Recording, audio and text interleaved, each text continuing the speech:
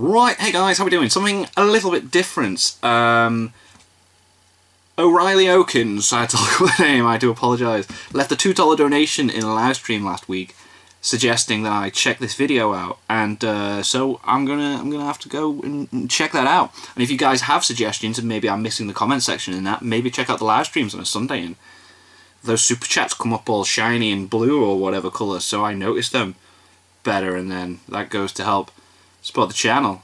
Or you can go to the Patreon page in the link down below. $1 a month. Plugs. So, let's check this out. This is the Hero We Deserved Dragon Ball Dissection, discussing Gohan, I do believe, with the superhero persona and that. And I think it's interesting because we recently had the, what's it called, the Dragon Ball Hero, superhero movie announcement come out. And in the live stream, I was talking about how it would be interesting to touch back on this and make it a thing to bring Gohan back into it. Maybe he tries to be a superhero and then it don't work out, but just being himself is what he needs, kind of thing. Yay, Pan loves it. Right, so let's see what this this video is actually about. I'm interested to check out another channel, because if I like this, I might check out some more. See how we go. The year was 1993. Japan was in the 5th year of the Heisei era. Right. Bill Clinton had become the 42nd U.S. president. History breakdown. Mortal Kombat Cool. was peaking a moral panic over Mate, video what a games. game. Kyoryu Sentai Juden Power came Rangers to an end in January, paving the way for the premiere of Mighty Morphin Power Rangers later that year. Interesting. And that May, Dragon Ball began its final storyline, although it would not Oh, continue cool. for Wow, another 2 timing. years. Yeah. Whether its author, Power Rangers Toriyama Akira, and then knew at that. the time it would be the Influence, final story maybe? is Yeah. unclear. Probably not. However, given the return to its roots trappings evident in elements such as its humor and magic, Yeah, it did try to be perhaps funnier, it was didn't it? inevitable, or at the very least fitting. Perhaps it was the editorial shift from Kondo Yu, determined to make the series more popular, to Fuyuta Takeda, described by Toriyama as a more lenient editor, that allowed Toriyama the latitude to make so More many sweeping freedom. changes. Yeah. For all of us, it's been 8 years of Dragon Ball Dissection. All the scores have been given out except for one, so you know how this is going to end. Okie dokie. But what you probably don't know is how we're going to get there. And I have no idea how long it's going to take. Okay. So pick up your scalpels, hold tight to your forceps, and join me as we dissect the Majin Buu arc. Cool. I like the way this video is getting put together and that. It's cool. I like the thumbnails as well. They were quite similar to Totally Not Marks, but like with a little bit of a different touch.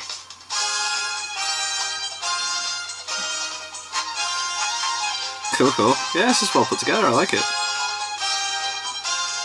Mr. Fusions, Dragon Ball Dissection, the Majin Buu arc. Let's do it.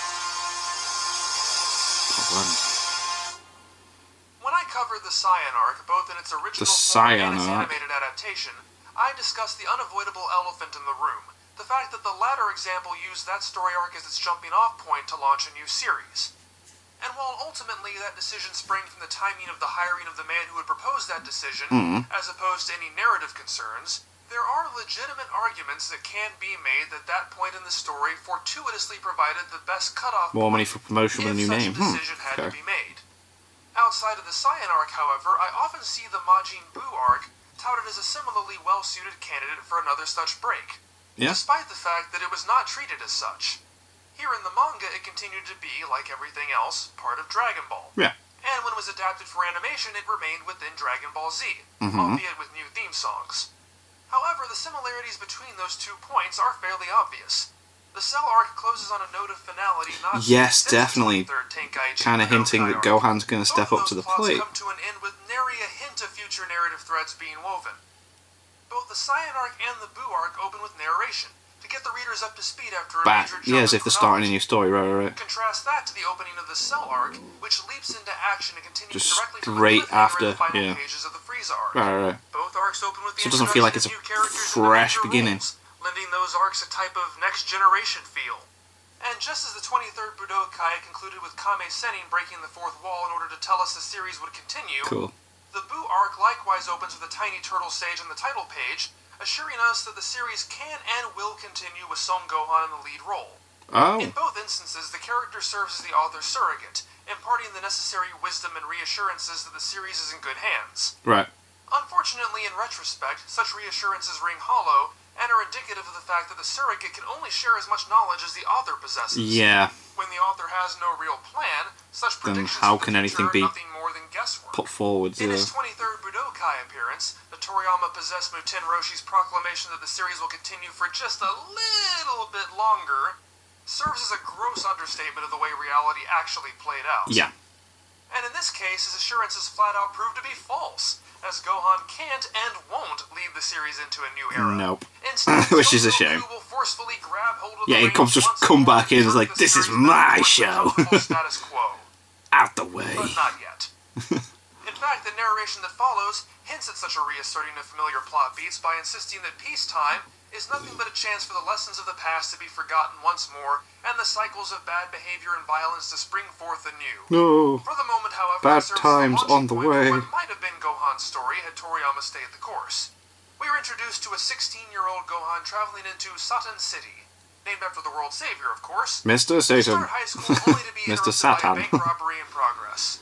He transforms into a Super Saiyan not to utilize its power, but to mask his usual features. It's throwing me the way he announces stuff, but it's probably the right way. It's an inspired move to utilize Gohan So- in this fashion. The Cell arc established a new world for Dragon Ball, one that was far more mundane and distant from the main characters. However, of perhaps all of the main cast, Gohan is by far the least adapted to live in such a world. Well, except for maybe Piccolo or Vegeta, I guess. Goku's coming-of-age story involved throwing himself into the larger world and learning how to live in And I it. only know this from watching the reviews that Toledo Marks put out now, so I'm on board with this, And while he was yes. the most removed from the wider world, it wasn't He so literally just alien to him walks to around admit asking that questions, that trying to find people were Bulma, into yeah. him, even if there were plenty of bumps along the way.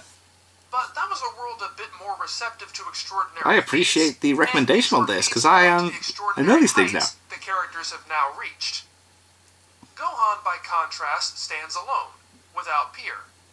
He has spent his entire life in the company of his father's friends. as Yeah, far as he has always generation. been surrounded He by spent them. formative chunks of his life isolated by his remote family home, traveling to an alien planet, Yeah, he's gone or to literally space. isolated in the wilderness.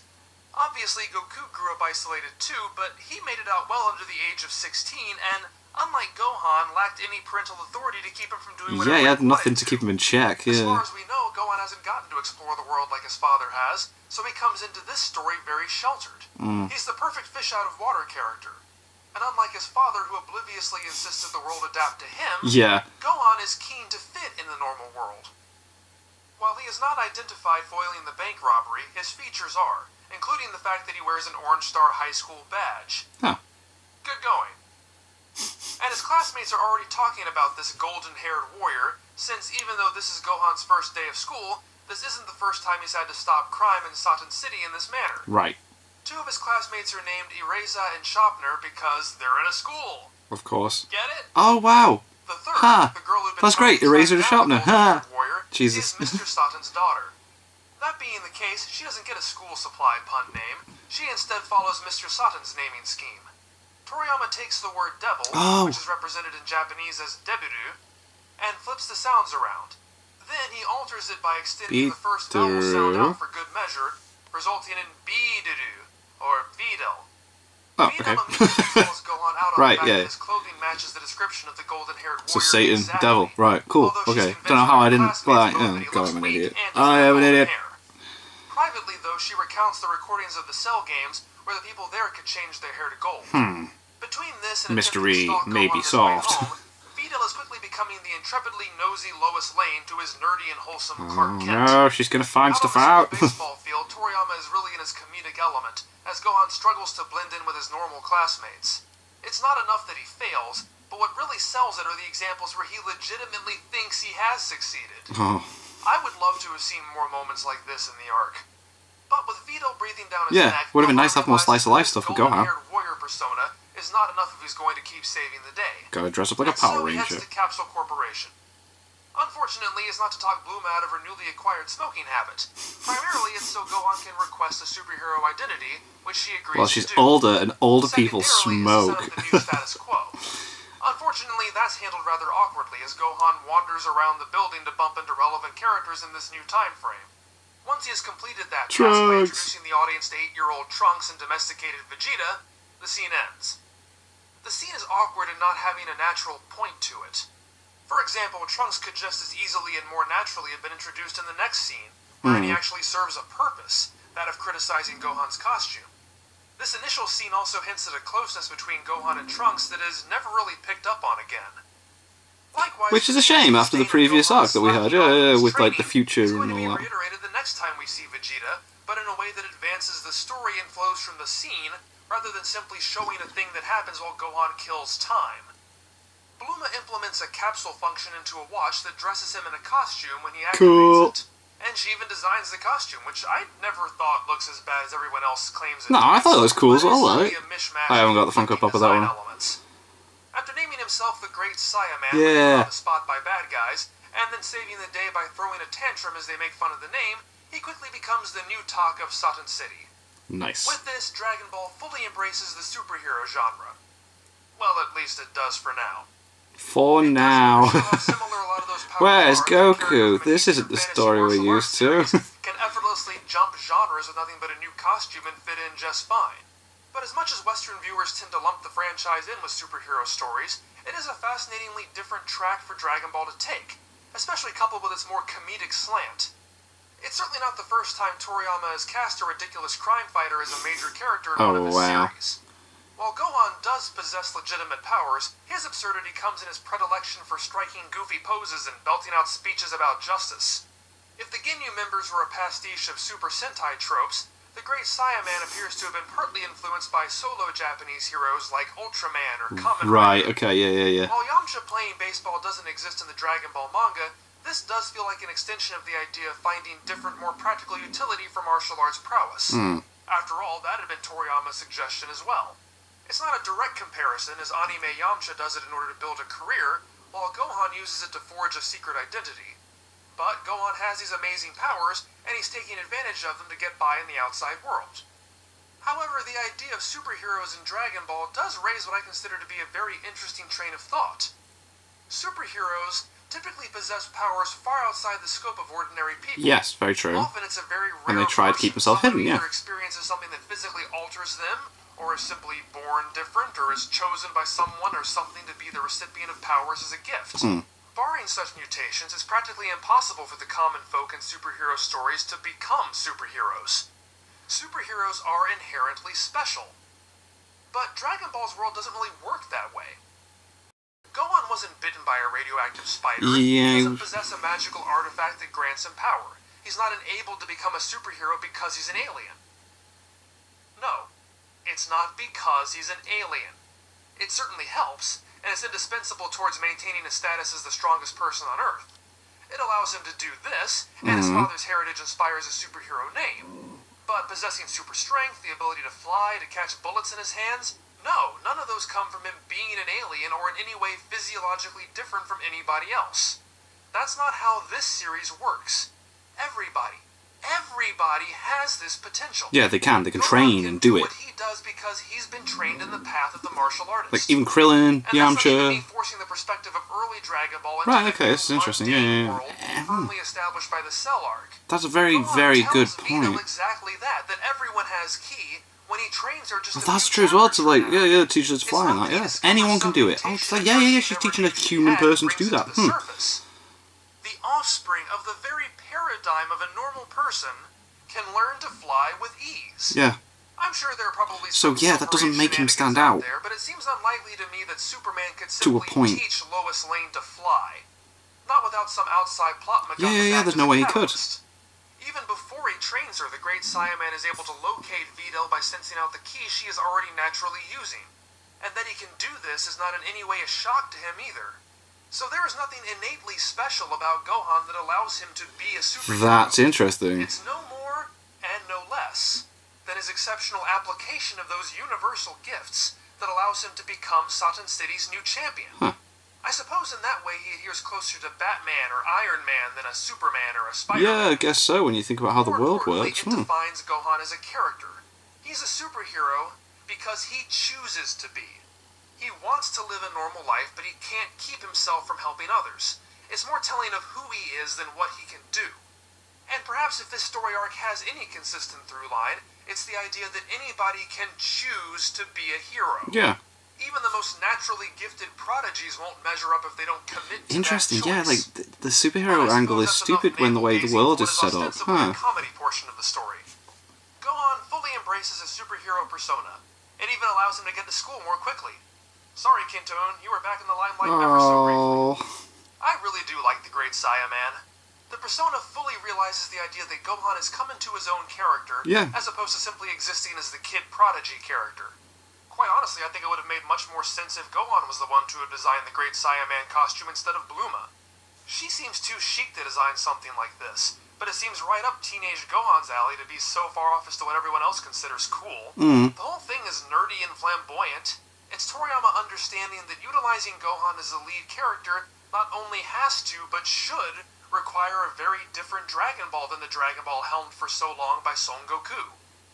Gohan quickly runs into a problem, though, when Videl receives a call on her wristwatch and dashes off to fight crime on her own. Quite frankly, while I can understand his lack of faith given his experiences with Mr. Satan, Gohan's insistence on ditching class to save her comes off as more than a little arrogant. She has a direct hotline to the police. They requested her. And it's apparently so mundane an occurrence that neither her teacher nor her friends see anything of concern with it. Right. Clearly, she does this all the time. Yeah. The story presents Videl as far more of an established crime fighter than Gohan ever becomes, perhaps best illustrated by his leaping to the rescue only to realize he has no idea where he's going. Yeah, like, what's happening? The Great Saiyaman saving her from a bullet comes across as less of Videl getting in over her head than it does giving Gohan a justification to serve a function in his own story. Demonstrating exactly how far this section of Dragon Ball is pushing into comedy, Gohan ends the chapter on a cliffhanger by stating to the criminals that he will reveal who he is in the next chapter. However, his breaking of the fourth wall contains a double meaning, as in that next chapter, Videl immediately figures out this is Gohan and tricks him into revealing who he is. After that, she uses that information to blackmail him into entering the Tenkaichi Budokai. Well, I hope you liked that little foray into Gohan's life as a superhero. That was really interesting take. The story spends 3 weeks setting up a fresh premise, only to play the whole thing out within 2 weeks before shifting gears entirely. But a more consistent theme of the Majin Buu arc is that it so frequently and jarringly shifts gears, you wonder how it hasn't shredded its own transmission yet. Damn. Thank you for watching. You guys all know how YouTube works, so if you liked this video, do all those engagement things. Subscribe. Join the list of wonderful patrons up here so I can keep doing this. Go ahead, lad. Check out the entire Dragon Ball Dissection series, and hey, I make videos outside of Dragon Ball too, and they also love being watched. Yeah. Kinky like that. Oof.